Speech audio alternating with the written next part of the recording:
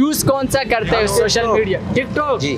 आप टिकटॉकर हैं माशाल्लाह से। अच्छा, फेसबुक करते हैं? फेसबुक नहीं करते। इंस्टाग्राम? नहीं। टिकटॉक पे किस ट्रेंड को फॉलो करते हैं आप?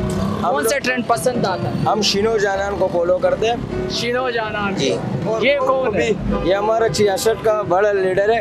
अच्छा, बड़ा लीडर है। जी, जी।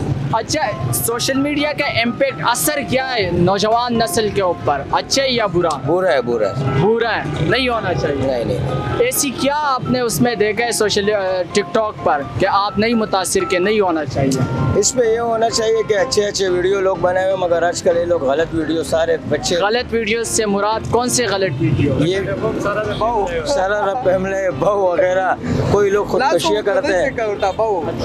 नहीं, ये कोई एक्टिंग है या कोई जुमला है जो आप बोल रहे हो? इसके ये उनका शौक पड़ गया, दिमाग में घुस गया।